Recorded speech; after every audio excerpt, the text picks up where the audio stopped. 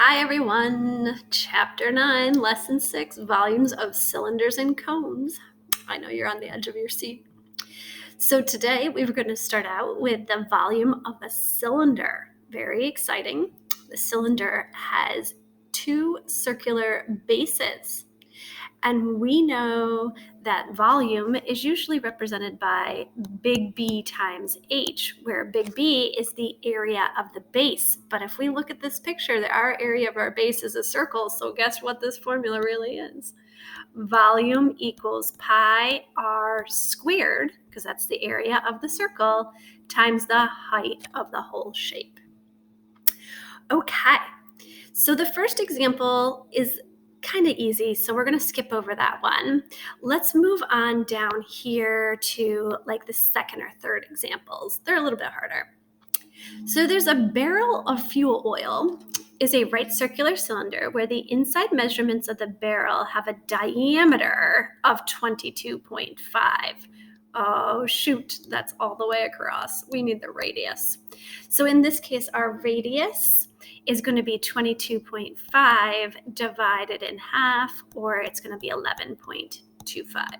That's our radius. And it has a height of 33.5. Now it's saying there are 231 cubic inches in a liquid gallon. Determine and state to the nearest tenth the gallons of fuel that are in a barrel of fuel oil.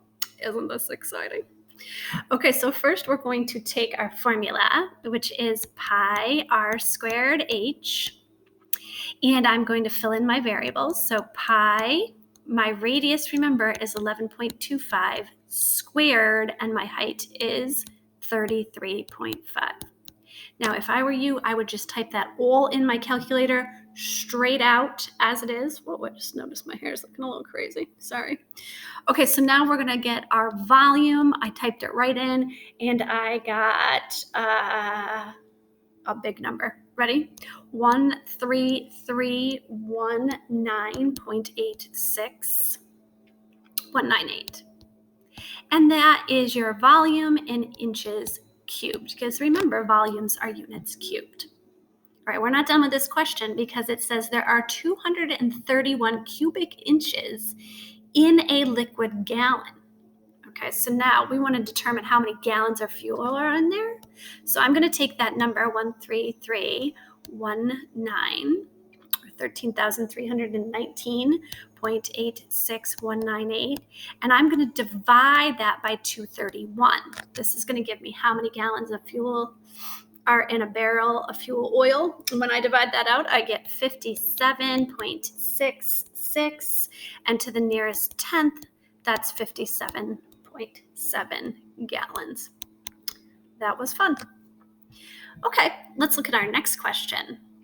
This time they're actually telling us the actual volume is 12,566.4 cubic centimeters, and the height is 8 centimeters. Find the radius. Oh, we're going to work backwards. Okay, so volume equals pi r squared h. So I have 12,566.4 equals pi. Remember, I'm looking for the radius, so I'm going to leave that as r squared. And h, always check the units to make sure they're same. They're good so far, times 8. All right, really, that's 12,566.4 equals 8 pi r squared. Remember, we like to have the number in front of the pi because pi acts like a variable. Now, if I want r squared by itself, I'm going to divide both sides by 8 pi.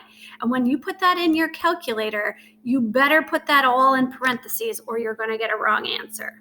So you take the top number, the 12,566.4, and divide it by 8 pi, but put that in parentheses so that you can get your r squared, which is 12566. Oh, just kidding. What am I doing? Bad teacher. Hang on a second. Let me get the eraser. I looked at my note sheet wrong. Okay, so it's r squared equals 500 when you divide it out, 0.0011692. Okay, now to get rid of the square, I'm going to take the square root. So fun. So now I have r is 22.3607 something else. And if I round that to the nearest tenth, it's 22.4. That was kind of fun because I had to work backwards on that question. Okay, let's try our next part of the lesson.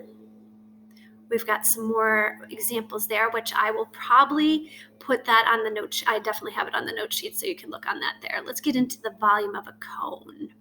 So for the volume of a cone, we still have that circular base, except the cone is not the full size as the cylinder.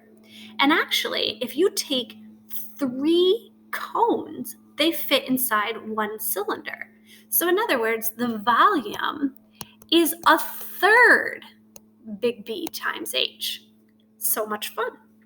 But we know big B in this case is pi r squared, so it's really 1/3 pi r squared H. So fun. Okay, so if we look at this first example here, it says find the volume of the cone and leave it in terms of pi. So in terms of pi is an exact answer. So we've got 1/3 pi, our radius is 3 squared, and my height is 8.